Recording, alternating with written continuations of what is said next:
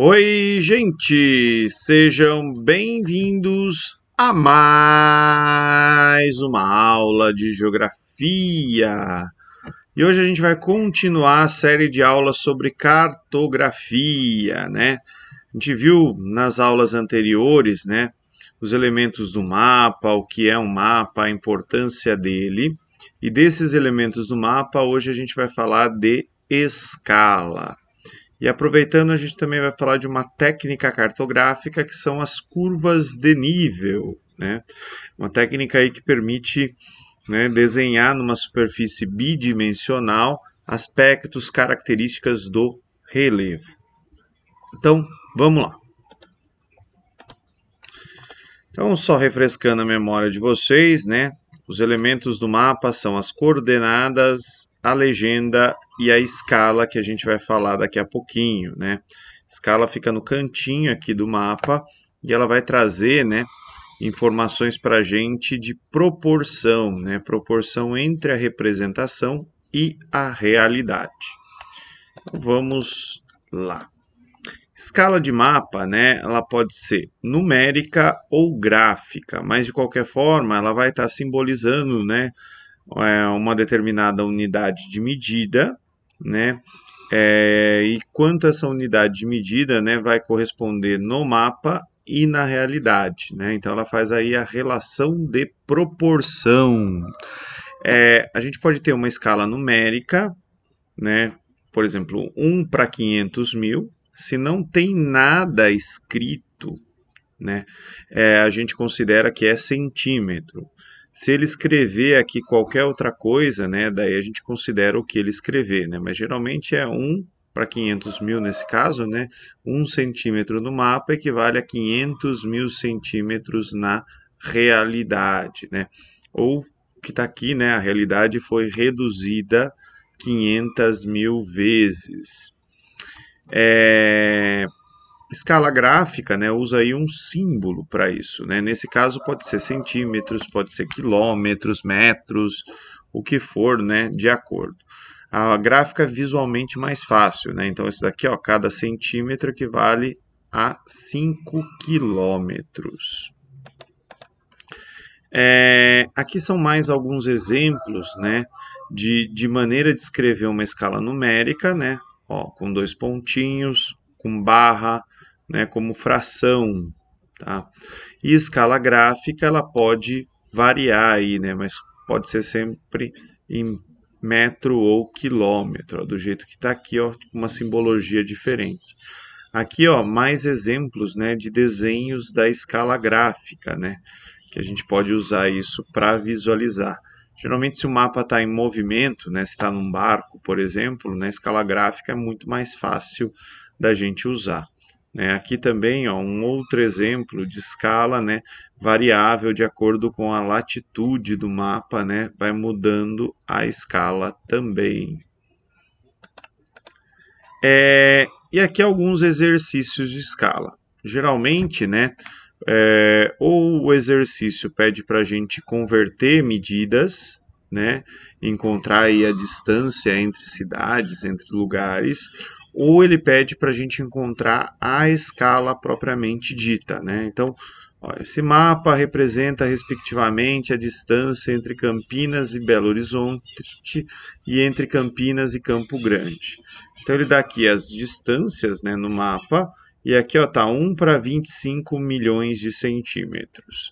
Né? Então, o que eu tenho que fazer? Eu olho aqui primeiro, ó, vejo que o exercício está em quilômetros, e aí eu tenho que converter, né? Eu converto primeiro a escala. Né? Então, se aqui é 1 para 25 milhões de centímetros, eu tenho que saber quanto que fica, né, para transformar isso em quilômetros. Lembrem-se do seguinte, 1 quilômetro corresponde a 100 mil centímetros. Portanto, uma maneira fácil de eu fazer essa conversão, né, é cortar zero. Então, nesse caso aqui, ó, 1 centímetro, corto 5 zeros, equivale a 250 quilômetros. Portanto, a distância, né, de Campinas até Belo Horizonte, que é 2 centímetros, é 2 vezes 250, vai dar 500 quilômetros. E aqui eu já mato a questão, né? É letra E de elefante. Ah, não, no mato não, né? Porque tem a B também, ó, com 500 quilômetros. Mas entre, ó, Campinas e Campo Grande, né? É 3,5 centímetro. Aí tem que fazer aquela coisa da regra de 3, né? 1 centímetro equivale a 250 quilômetros, 3,5 centímetros equivale a x, né? Faz a regrinha de 3, vai chegar em 875, letra E, tá? Até porque se fosse 4 centímetros seria 1000, né? Então não seria aqui a letra B. Outro exemplo aqui de exercício, né? Considerando que a distância real entre duas cidades é de 120 quilômetros e sua distância gráfica no mapa é de 6 centímetros, né? Qual que é a escala desse mapa? Então a gente vai voltar aqui, né? Vamos reduzir para a nossa medida padrão. Eu pego 120, divido por 6, então 1 centímetro nesse mapa equivale a 20 quilômetros. Se 1 centímetro equivale a 20 quilômetros, né, e aquele que é a resposta em centímetro, eu faço um movimento contrário que a gente fez no exercício anterior. Eu vou adicionar 5 zeros, né? Então, se 1 centímetro é igual a 20 quilômetros, eu pego 20, ponho mais 5 zeros, cheguei aqui, ó, na letra B de bola. Escala, ela pode ser maior ou menor, né? Depende. Eu acho que esse negócio só existe para confundir cabeça de aluno e cabeça de professor, né? Não deu tempo de gravar esse slide antes de dar aula com ele, né? Mas eu fui dar aula hoje e vi que eu tinha feito o slide, né, de maneira errada. Lembrando, né, que se a escala é uma relação de proporção entre a realidade e a representação, uma escala menor, ela vai ter um número gigantesco aí, um denominador gigantesco, né, milhões aí, porém ela vai ter uma menor riqueza de detalhes. E uma escala maior, o número aqui ele é pequeno, ele é menor, porém ela vai ter uma maior riqueza de detalhes. Então aqui, por exemplo, seria um mapa mundi, uma área grande, né, porém mostra poucos detalhes. Aqui é uma área pequena, porém com muitos detalhes. E aí, ó, antes de falar de curva de nível, tem um exercício aqui de escala, né? E já que eu falei de escala maior e escala menor, né?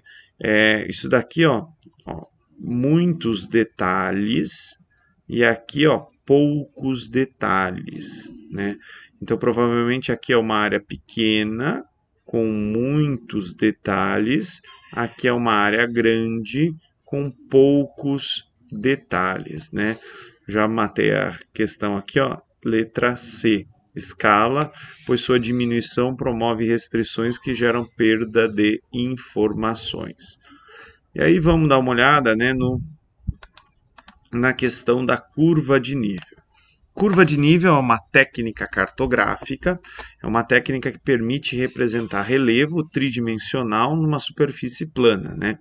Então, quando a gente vê um mapa de curva de nível, a gente vai ver lá os risquinhos das curvas de nível, que são umas isolinhas, né? São isolinhas que marcam lugares que têm a mesma altitude. Nunca uma linha de curva de nível vai cruzar com outra linha de curva de nível no mapa. Tá? Elas sempre vão estar marcando linhas de igual altitude. Só cursos d'água, né, só rios vão cortar a curva de nível, estradas podem cortar a curva de nível se elas aparecerem no mapa, mas as curvas de nível, né, nenhuma vai cortar a outra. Tá? Então, é uma técnica de representação de relevo. Então, por exemplo, ó, aqui ó, tem 200, 150, 100. Né? Cada uma dessas curvas de nível, ó, pego aqui a linha de 100, ó, ela vai passar em todo lugar onde ela está passando, tem 100 metros de altitude. Em todo lugar que está a linha de 150, vai ter 150 metros de altitude.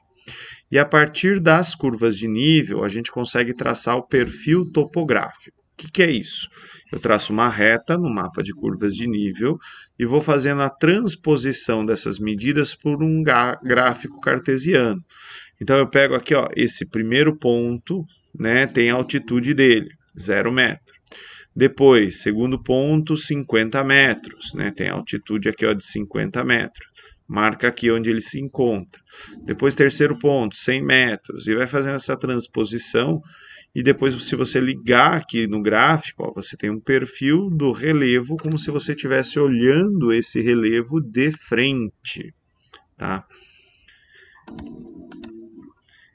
Aqui, ó, um exemplo de exercício de curva de nível e de perfil topográfico. Então, tem aqui as curvas, ó, 100, 200, 300 aqui em cima, 400, 500. Tem uma reta XY e ele quer saber qual desses perfis, né, vai corresponder ao relevo representado.